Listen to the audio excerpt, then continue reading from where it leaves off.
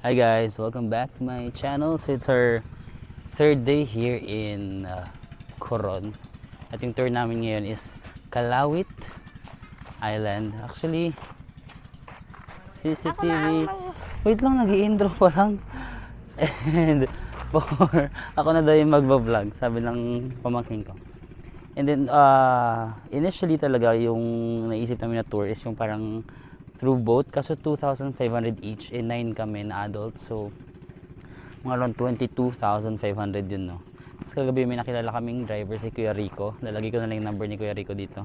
Van driver siya, na nag-offer siya na parang van, tapos 5,000 pesos lang. Tapos yung boat, parang 5 minutes lang na tawid ng boat, mga 1,000. So parang 6,000 pesos lang yung ano namin, 6,000 pesos lang yung aming rent compared sa 22,000. Tapos magla-lunch kami. Yun ba yung CCTV? Hindi, vlogging camera. Hindi naman siguro aabot ng magkano yung difference ng 6 at 22.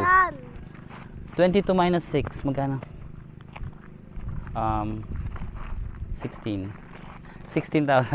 Di ba? Hindi naman aabot ng 16,000 yung lunch namin tsaka entrance fee. So I think malaking tipid siya. Like less than half siguro yung babayaran namin. So I think kung gusto niyo yung Calawit, yung para may mga giraffe, itong island na to. So mas tipid siya na way than the 2,500 each na boat. So yan, kakarating lang namin. Nandito na sa Calawit Safari Park.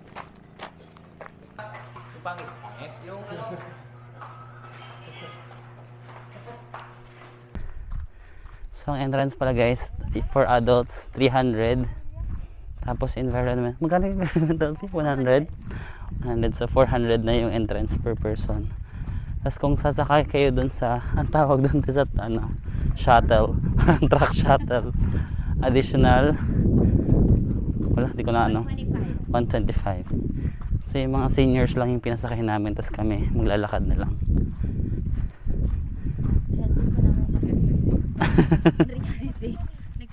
Nagtitipid lang kami. 1 kilometer lang naman daw nalakad. Pero malapit lang talaga, in fairness. Ay, ayan na ba yun? Oo, malapit lang. Parang walang 1 kilometer eh. Ayun na nga yung giraffe, oh. Nakikita Ayaw nga. Hindi, parang walang 1 kilometer.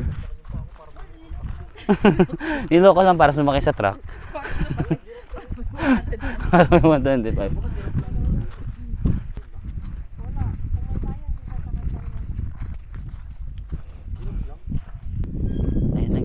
Ala, tumitingin siya dito, baka ayun yung mga zebra guys. Naglalakad lang sila ng ano, freely dito sa desert. Ay, yung giraffe. So yun yung mga giraffe guys. Lumalapit na sila kasi may dala si kuya na pagkain, yung mga dahon. Kasi yun, alam, tangkad nung isa. So pasok kayo dito sa cage. Ayan sila. Pwede bang lumapit ako? Pero 7, ay wag daw super lapit. 7 meter distance. Pero ayan sila. Cute. Ayan, dyan natin.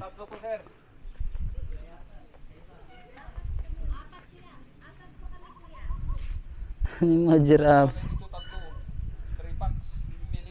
Lang, tangkad. Dito po, yung tatlo. Pero please, sabi-sabi kasi kami meron. Nakalagay kasi dito sa number. Okay, tama na. Wala na. Yan, yan. Sige. Ang dami pang ganun. Natakot doon sa baba. Sige na. Aray. Tawad.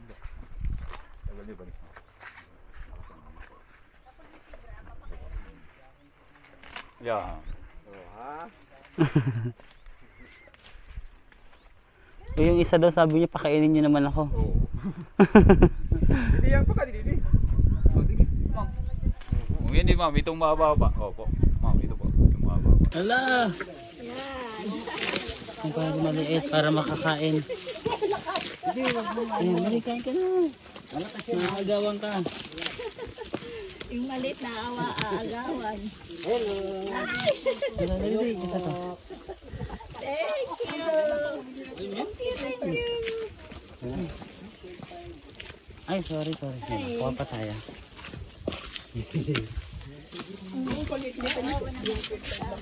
Hindi ko alam to. Eh, 0.5 nyo lang para kita. Hindi ko alam eh. 0.5 lang po. Video mo. Hindi, picture. Ito. Sige, doon kayo sir. Dalawa kayo ni ma'am para maganda yung sige ma'am, go down ma'am. Okay, let's go lang. Wait lang, doon tayo sa may ano. Wait lang. Shish, ang lakas. Uy, hindi na sa'yo yan. Ito kanya na sa'yo. Padali. Ay, agawan ka pa. Sige. Tayo mo yan?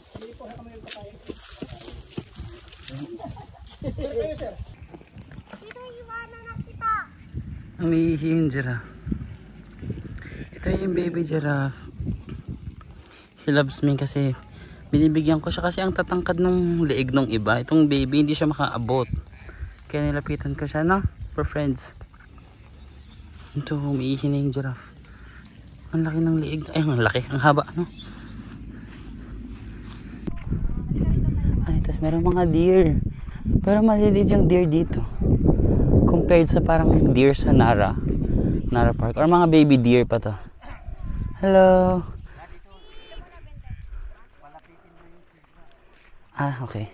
Ayan, family photo daw muna. Papalapitin yung zebra.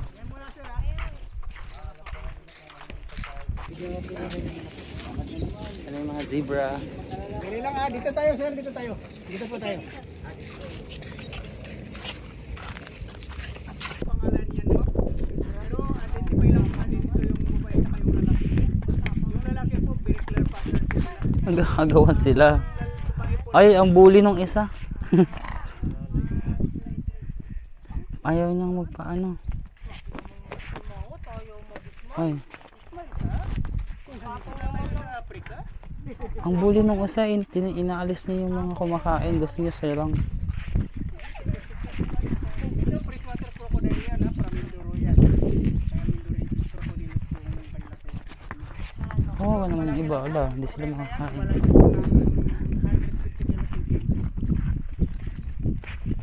Itong bata hindi siya makakain. 2 months old. 2 months pa lang to? Yan yung mga giraffe na maliit na yan. 1 year in 4 months. Uy. 1 year in 4 months. Picturean mo ako. Kawawa naman yung bata, hindi siya makakain. Asan ko yung sinasabi mong 20 pa? Lo, tinadyakan niya. Hindi natin alam yan. Ito na lang.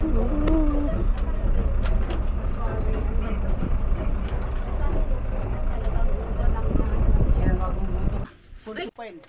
Porcupine. Pwede daw pumasok. Ano ba yan? Porcupine. Ito sir yung hayop na wala po sila dito. Ay, naninig na. Ito po kasi yung kanilang defense mechanism po dito. Ay, yun yung nagiging bilog. Ay! Kaya ganito Diba sila. yung Oo, naging bilog. Yun ba yun? Kapag araw gumaganyan sila kasi yan mga nocturnal sila. So, yan po sa local name natin. Ayaw nila sa liwanag? Ay, wala naman to. Walang poison sa kanilang tinik. So, mga rat family po ito. Yung nagtatagong ganon, yung nabibilog. Oo. Hindi ba yun sir? Ay, hindi ba yun? Ang eater naman yun, balintong ang tawag natin doon. Ito ano naman to? Porcupine. Parang daga. Dorian naman sa local name ang tawag natin yan. Ano ito? Ayaw nila sa liwanag, kaya tinatago yung Hindi mata? sir, nocturnal talaga sila. Nocturnal gabi yung natutulog. Panggabi sila. Ay, gabi nagigising. Opo, panggabi. Active sila sa gabi. Kaya ganyan sila pag araw gusto nila tulog. So yun guys. Tapos yung pinakain pala namin sa zebra kanina ng mga dahon. Tinatanim doon nila pero sa kabilang island. Hindi nila tinatanim dito sa island na to. Parang special or intended siya for food ng zebra. Sa ibang island nila tinatanim kasi pag dito baka daw ubusin ng mga zebra. Di ba kasi nga hindi sila nabubusog.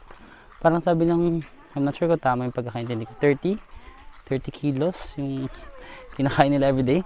So kahit napakaraming dahon yung pinakain, parang hindi sila nabubusog. Kasi nga siguro ang laki ng katawan nila, ang daming energy yung kailangan nila.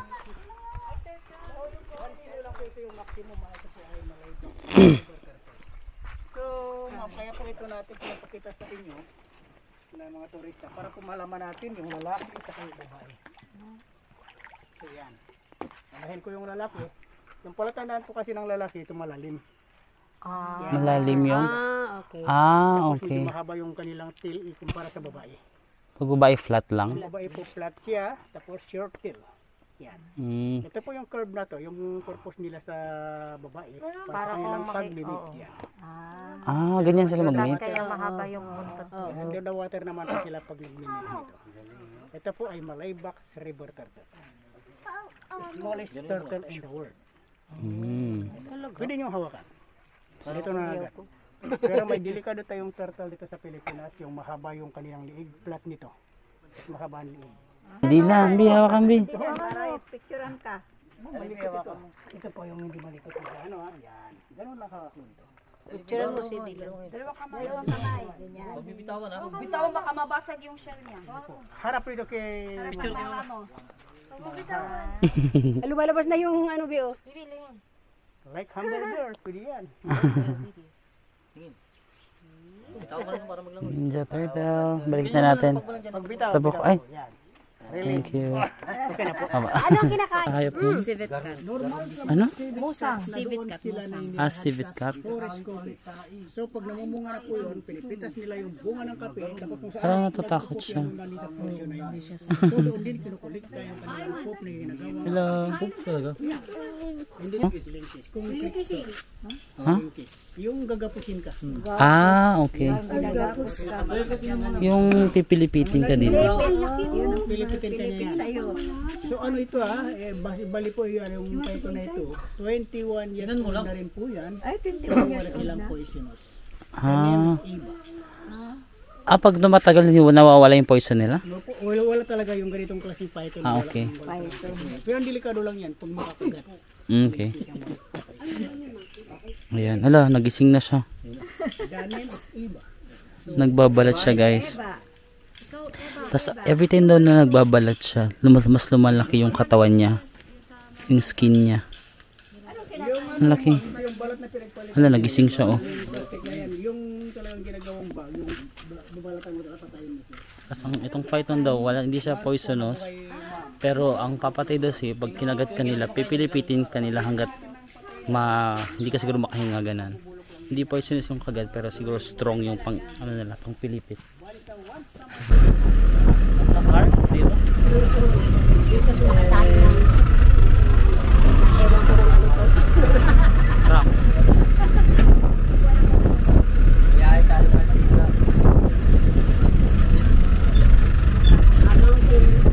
Mountain truck. Kung ano natin sa Pasigay, ganito lang yun. Pero hindi nagtagal yung pantalan ba? Hindi nagtagal, nagkatulong. Maganda yung mga kami. Dito matagal ito maano kasi mulawin ito. Yun, wala na. Yan. Hindi ako nakapag-vlog. Take me home. Christmas.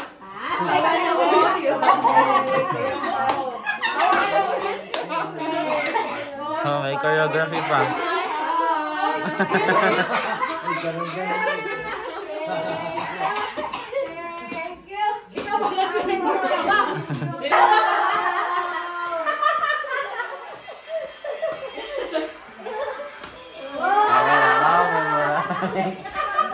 Hirap naman ang status mo.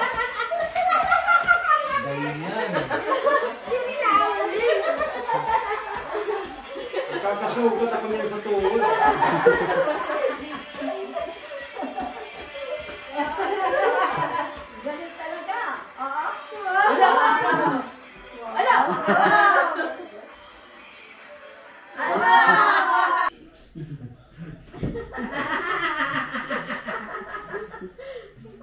Bibi, huwag kang tatawid, nag-picture city ito.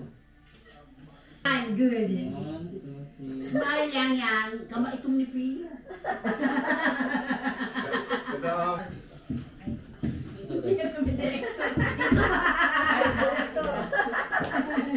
Buka sa kuwanan mo. Hindi, di lang tayo ka. Tanggalin mo yan. Tanggalin mo yung shirt. Dito ka sa bed. Okay. Dito ka sa bed, tapos kiss ka sa dito ni mama. Yan. Tayo ka. Ano ka? Pag ganun ba, kneel. Luhod ka, baby. Luhod ka, baby. Luhod. Nel. Yan, sige, ganyan. Umaya pa. Umaya. Butang ganyan ka? Ganyan, go. 2, 3. Another po. Yung 2. Ay, wala naman. Isa pa, dali. Pinilan. Okay na. O, kami naman. Tapos, Ako, sa gitna. Ayan. Sama talaga.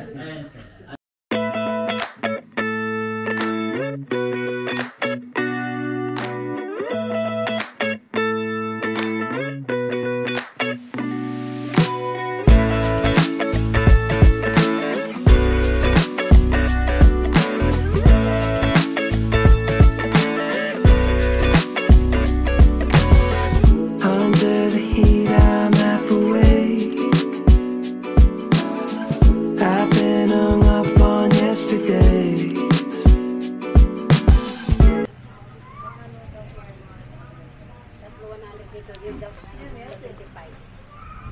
So yun guys, bumili na sila ng pasalubong. Yung ref magnet 3,100. Ito 75, yung mas malalaki.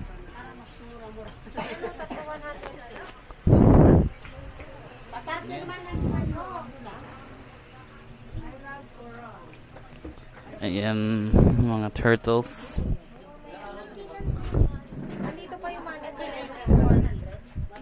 Actually, wala naman akong bibiling pasalubong kasi usually binibilang ko lang naman na pasalubong sa bahay, sila mama. Tapos ngayon, di ba, wala na akong makakatrabaho kasi nag-resign na ako. So, wala akong pagbibigyan. Unless may jowa ako, which is wala din naman. So, wala talaga akong bibiling pasalubong. Bibiling ko para sa sarili ko kasi kasama ko na yung pamilya ko. Ito, may mga t-shirt dito. Kaso walang presyo, baka ano,